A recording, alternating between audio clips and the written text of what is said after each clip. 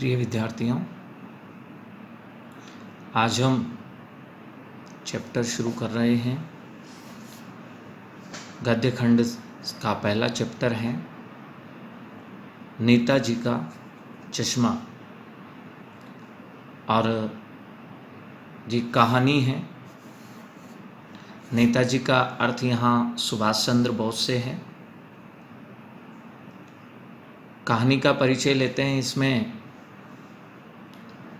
एक मूर्ति सुभाष चंद्र बोस की बनाई जाती है और उस मूर्ति को बनाने की जल्दबाजी में मूर्तिकार है चश्मा बनाना भूल जाता है और फिर एक चश्मा बेचने वाला है, वह नेताजी के एक जो वास्तविक चश्मा होता है, ओरिजिनल चश्मा होता है, वह उस मूर्ति को पहना देता है। लेकिन जब वहाँ से एक हवलदार साहब गुजरते हैं तो देखते हैं कि हर बार नेताजी की आँखों पर नया चश्मा, अलग चश्मा लगा रहता है। और पूछने पर पता चलता है कि जब वो चश्मा बेचने वाला है, ग्राहक की पसंद के अनुसार उसको चश्मा लेना होता है, तो वह नेताजी के लगा हुआ चश्मा उसे देता है, नेताजी को अपना कोई दूसरा चश्मा पहना देता है। अब हम कहानी को शुरू करते हैं। नेताजी का चश्मा।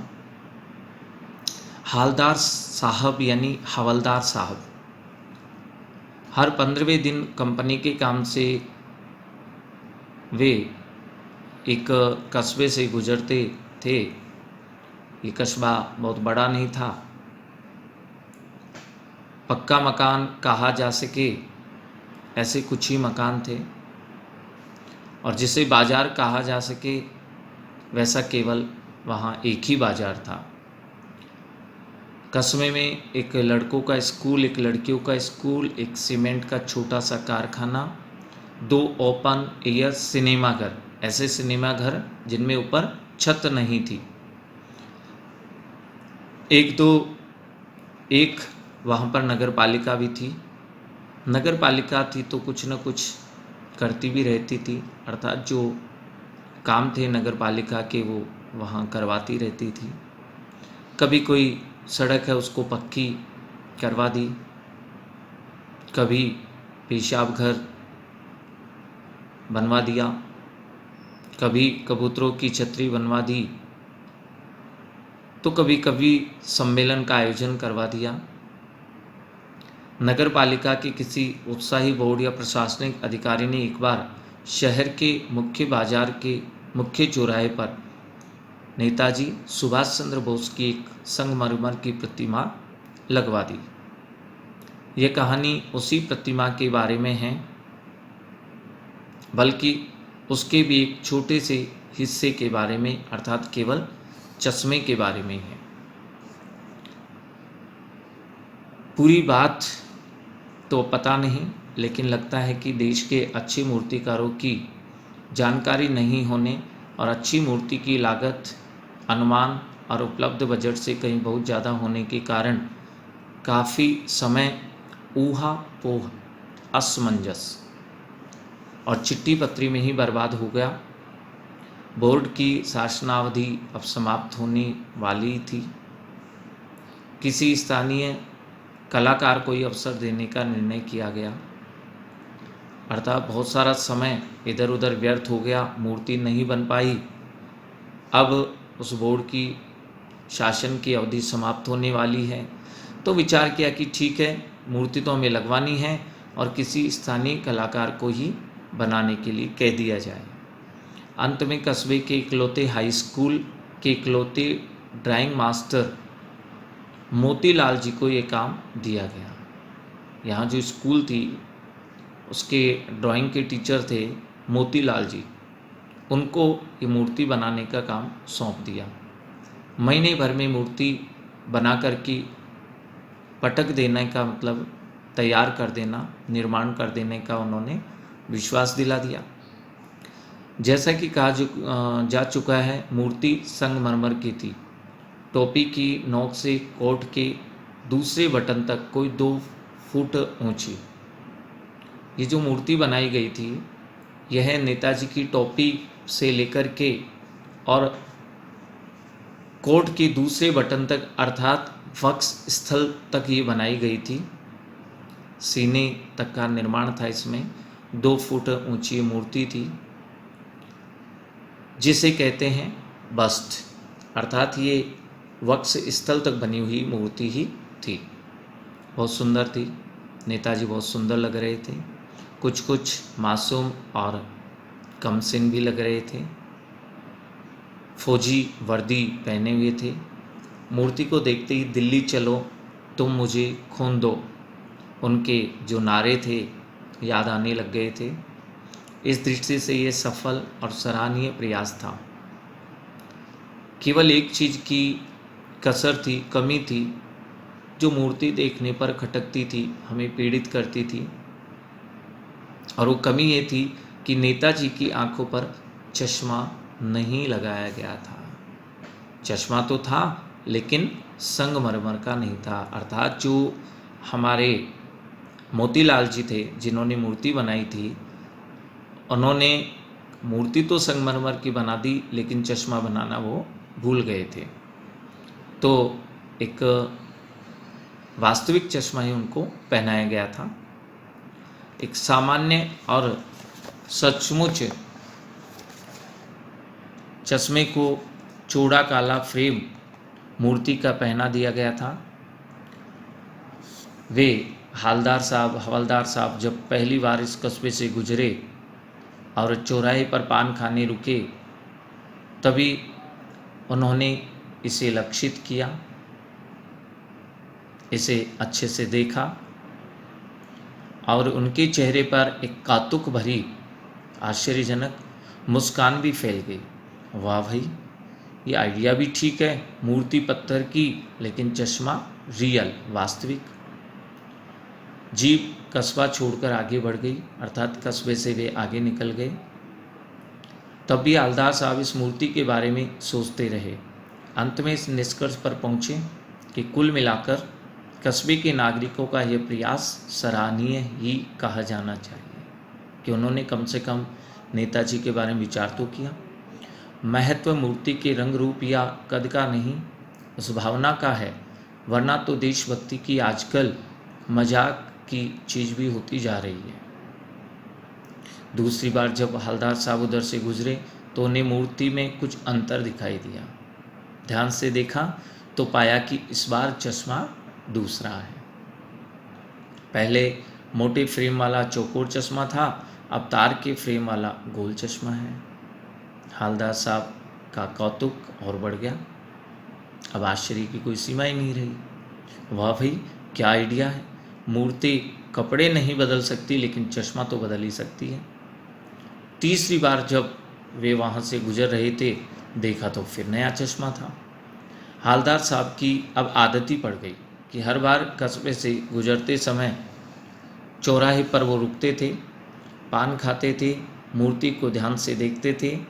एक बार जब कौतूहल दुर्दमनीय हो उठा, उस कौतूहल को वो दबा नहीं सके, उसका दमन नहीं कर सके, उस आश्चर्य को वे अपने तक सीमित नहीं रह सके, तो पान वाले से इस बार उन्होंने पूछ ही लिया, क्यों भाई, क्या बात है, ये तुम्हारे नेताजी का चश्मा हर बार बदल कैसे जाता है।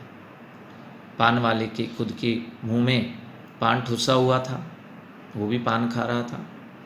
वही काला मोटा और खुश मिजाज, बड़ा प्रसन्न रहने वाला आदमी था। हवलदार साहब का प्रश्न सुनकर आंखों ही आंखों में हंसा और उसकी तोंद थिरकी। पेट भी उसका थोड़ा मोटा था तो वह हिलने लगा। पीछे घूमकर उसने दुकान के नीचे पान थूका और अपनी लाल काली बत्ती से दिखाकर बोला।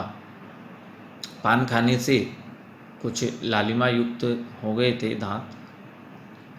कैप्टन चश्मे वाला ऐसा करता है। हवलदार साहब कुछ समझ नहीं पाए, पूछते हैं क्या करता है। तो पान वाला समझाता है, चश्मा चेंज कर देता है। हालदार साहब पूछ रहे हैं, क्या मतलब, क्यों चेंज कर देता है?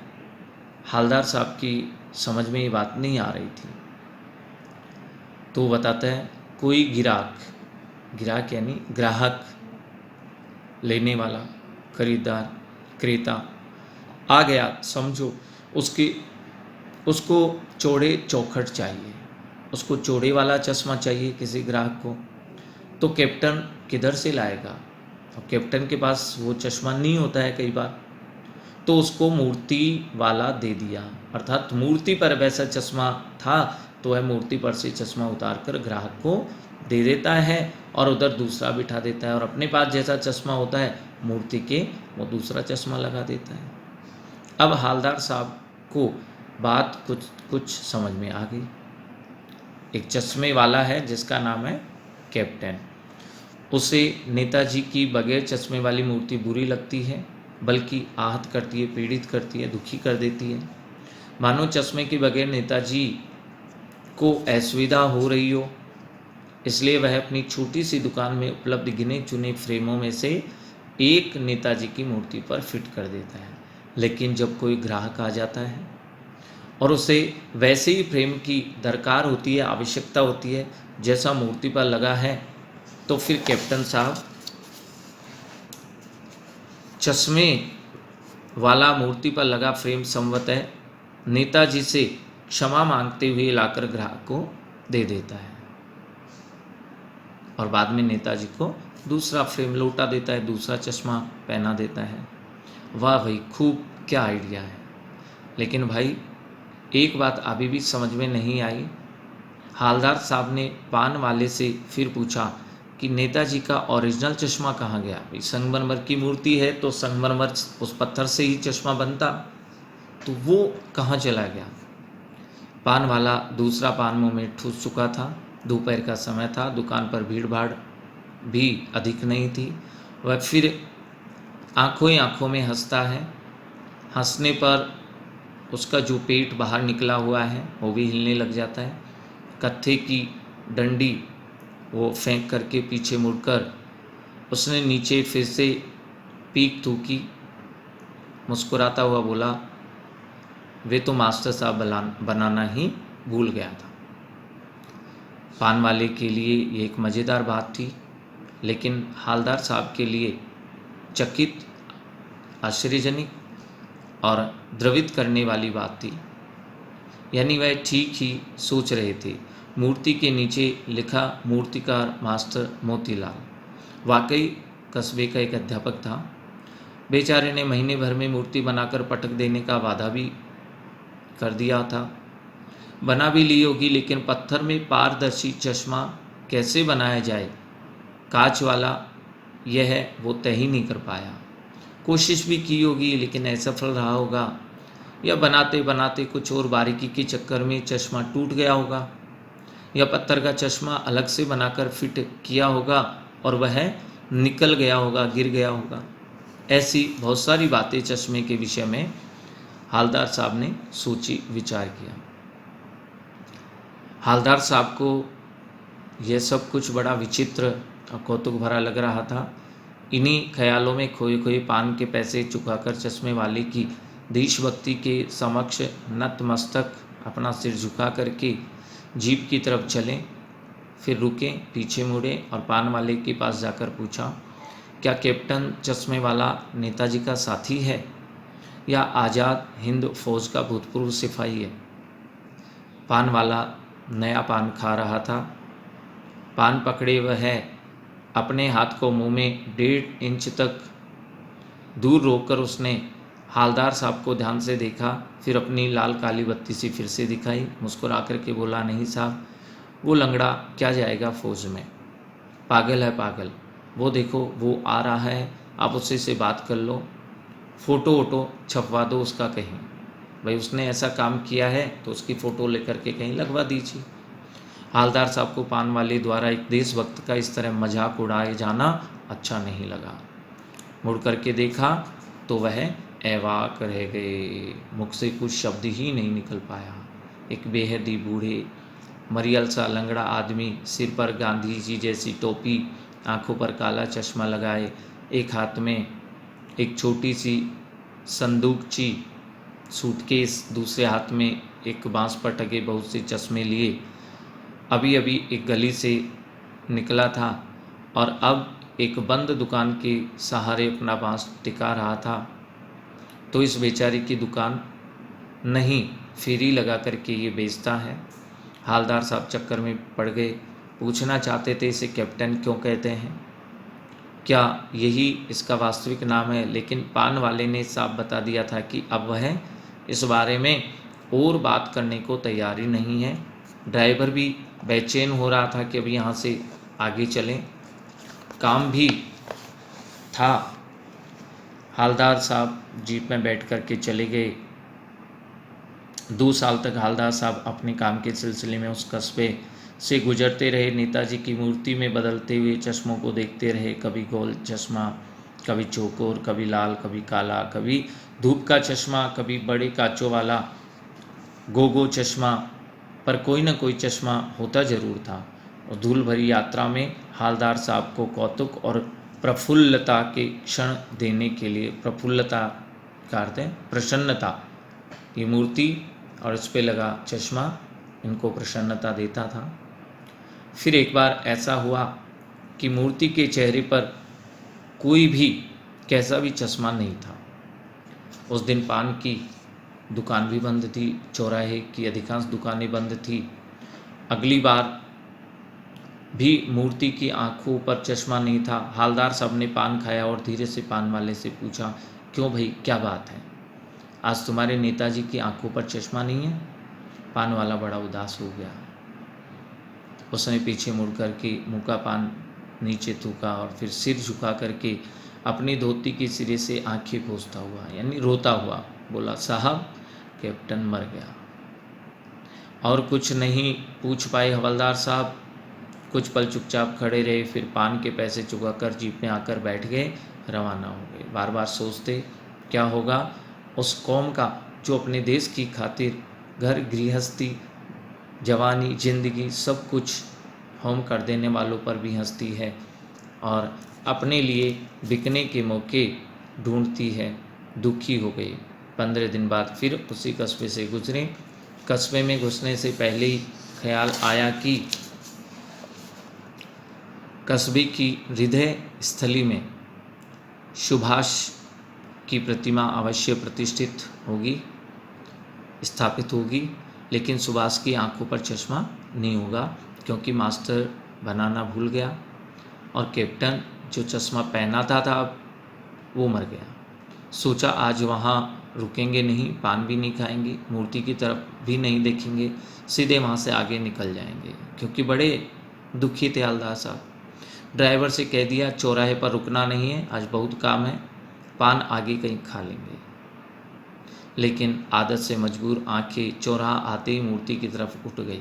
कुछ ऐसा देखा कि चीखे, रोको।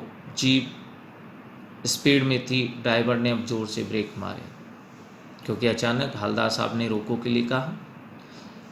रास्ता चलते लोग देखने लगे। जीप रुकते न रुकते हालदार साहब जीप से कूदकर तेज़ तेज़ कदमों से मूर्ति की तरफ लपके और उनके ठीक सामने जाकर अटेंशन में खड़े हो गए, बिल्कुल स्थिर और सीधे खड़े हो गए।